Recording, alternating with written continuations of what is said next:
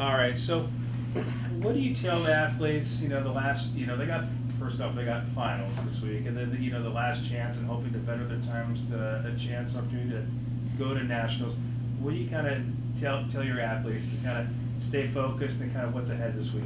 Yeah, obviously, the academic side is a big focus. Hopefully, they put in the work throughout the season so that and the semester so that they're not behind the eight ball at this point. You want them to be coming out of the conference championships and going into the academic finals week with kind of everything in hand and just being able to put a reasonable amount of time into reviewing stuff and then just be able to nail their finals. That doesn't always happen. So sometimes we just got to make sure that I'm reminding them to stay on top of taking care of their body. If they're spending 8 to 12 hours a day in the library trying to get caught up, then they will often just grab whatever's handy when they're hungry. And so we got to make sure that they focus on staying hydrated, keeping their water bottle with them, eating good foods, and making sure they're getting sleep. With the last chance events this weekend, are you able to put a number on it and how many of your athletes you feel like have a chance to go to nationals? We've got 6 distance athletes, I think, kind of still in the mix. A couple of them, or one of them just outside the provisional qualifier, and one just under. Actually, 2 just outside it, and then I think we have 4 that are under provisional qualifier. I feel very confident that Braden is set. He's not even going to Portland. I think he's number 13 right now. We expect that to hold up. Dustin, I feel pretty confident that he's going to hold up as well. He's at 17 in the steeplechase, and his graduation is a big deal for his family, so he's not traveling, but I think hopefully it's all going to work out. Everyone else is it's tough.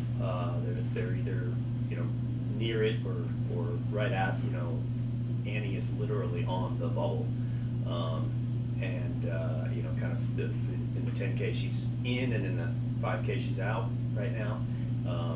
There could be some scratches that make her more comfortable. She's also going to run a 5K this weekend, and pretty confident she's going to run faster than she has and stabilize her position there. From the coaching standpoint, how exciting is it to know that there's some athletes, HSU athletes, that are competing with the chance to go to nationals? A lot of athletes, their season will come to an end, but for others, you guys a chance to continue that season. Yeah, I mean it's exciting, and it's especially because some of them are younger athletes. They've got a couple more years. Braden's a sophomore, Aaron's a junior, Daniel is a sophomore. So to be competing with a chance to go to nationals or definitely go to nationals, that's pretty awesome, and it definitely points toward the future of the program, kind of on the rise, I think.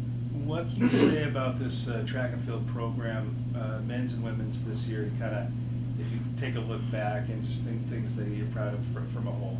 Yeah, just the big improvements from a lot of people. Adam Grimmett, who's going up to Portland, try and get a better mark in the steeplechase.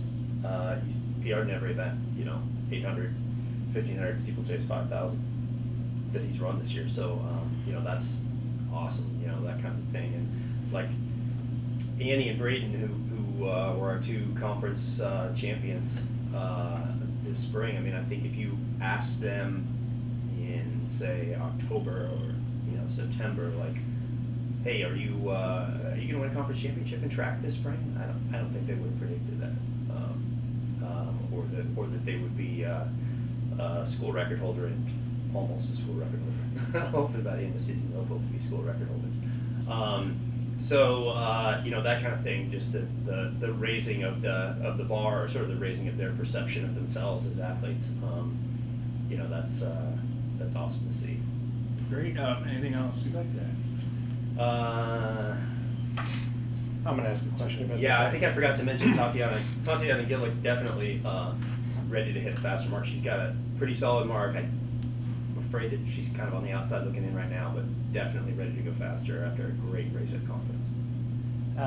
Going into the conference meeting, you guys talked about how much athletes can psych themselves out for a big meet like that. Whew, yeah. And now you've got finals and literally the last chance to make nationals. How do you combat that with your student athletes to try to balance out these emotions and mindsets heading into these last chance meets? Yeah, that's tough. And honestly, if half of them run really well this weekend, I'll feel like I've done a really good job. It's just a tough situation. They're really kind of set up to fail in a lot of ways, like you mentioned.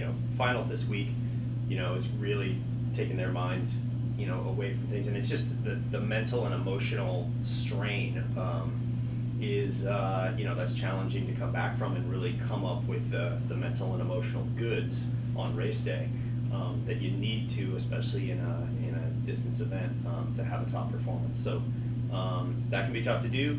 Obviously, the ones that have prepared themselves better for finals week by being on top of things and not being behind, they're going to have a better opportunity to perform well. And also the fact that it's the last chance meet, especially for the seniors, that's a lot of pressure that they're going to be putting on themselves, and that it's real. It's not like it's just something they're inventing. I mean, hey, this is your last chance, really. And coming out of the conference meet again, a lot of emotion went into that. Those conference championships. And so when you come out of that and try to get up for it again, it's just like any other team. You see a team quite often in a sport like basketball or something like that, where they have a big emotional win, maybe win an overtime game, and then their next game they're just flat. Just because it's hard to summon the emotions required to really have a peak performance, week after week. So. Thank you, Coach. Appreciate your time. Yeah.